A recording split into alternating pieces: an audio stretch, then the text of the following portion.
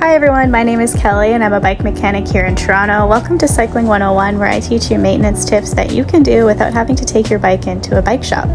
So today I have two of my neighbors' bikes. They went for a really long bike ride over the weekend and got caught in the rain and asked if I could give their bikes a clean for them.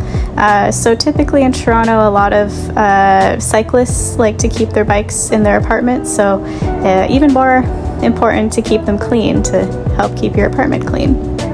So first and foremost, I'm just going to give the crank a couple turns here, and I'm going to shift through all the gears just to make sure everything is running smoothly.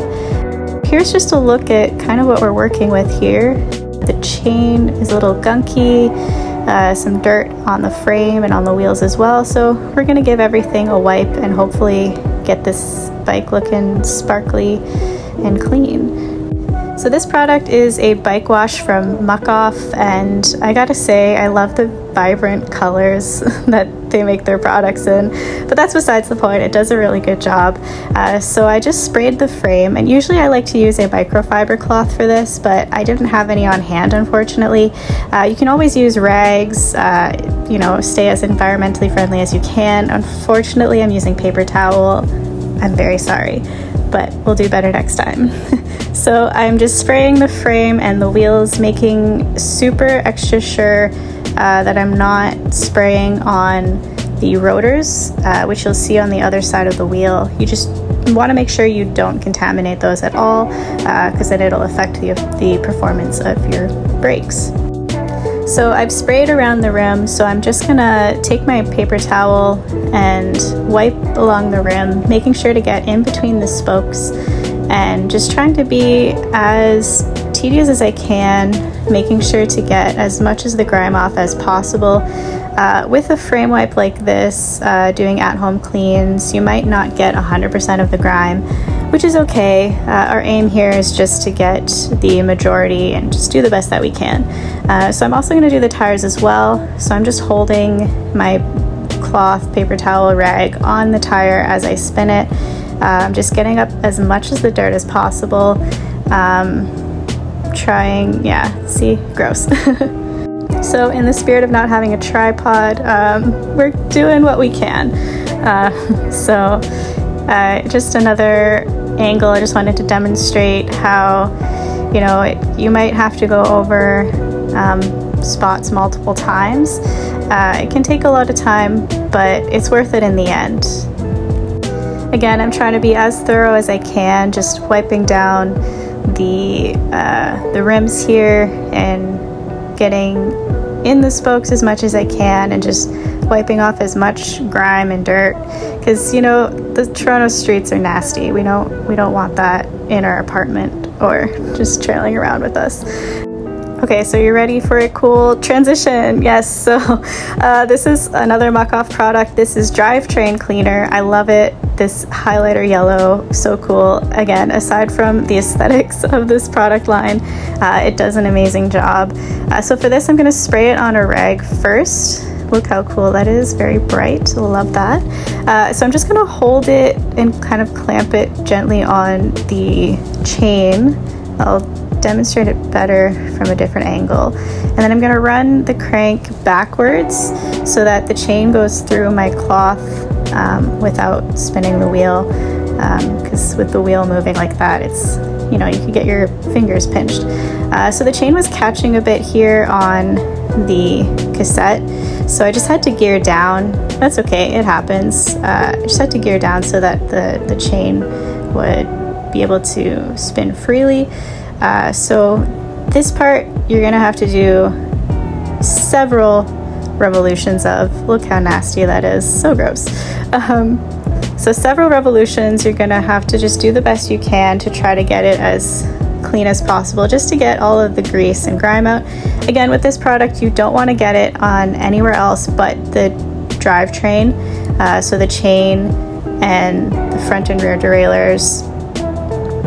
If it gets on the frame, it can run the risk of damaging the paint, and just not a great time. So just make sure that you can control the product where it's going, and that's best done by just spraying the rag ahead of time. So here's sort of a close-up of what I'm doing. These are called the jockey wheels. You also want to make sure that you're cleaning these off as well because they get really gummed up and really grimy. So you could do that just by holding your finger inside the cloth and being very careful not to pinch your fingers and then just running them through.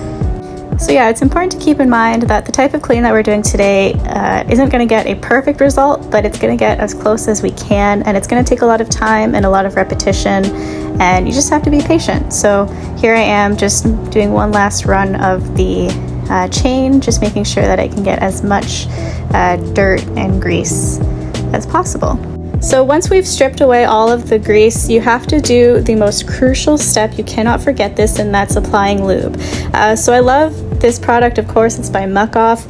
This is not a sponsored ad, I promise. These lubes, they're scented. The blue one is blueberry, yellow is banana. I don't know if that's good for you. Don't recommend smelling them, but it's a fun plus, I guess. There are two main types of lube that you can get. There's dry and wet. It's in the name, easy to remember. Dry lube is for dry conditions, wet lube is for wet conditions, primarily if you're cycling in the rain or doing winter cycling. The thing with dry lube is that it does wash off easily when it gets wet, so you want to make sure that you're reapplying. Wet lube, the only downside to it is that it traps a lot of dirt when riding, so you have to clean your chain more frequently. So what I did is I just applied it to the chain again as I was turning the crank, and now I'm just going through all of the gears just to make sure that I get all of the lube worked into the chain and into the cassette. Okay, so for the last step, we have to make sure that we re-lubricate all the components that we wiped down, that we cleaned off. We want to prevent rust, and we want to make sure that everything is working properly. So you guessed it, this is a Muck Off product. This smells like baby powder.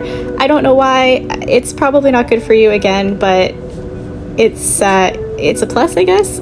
So I'm just going and making sure that I get into all of the small crevices, contact points, anything that moves, lube it.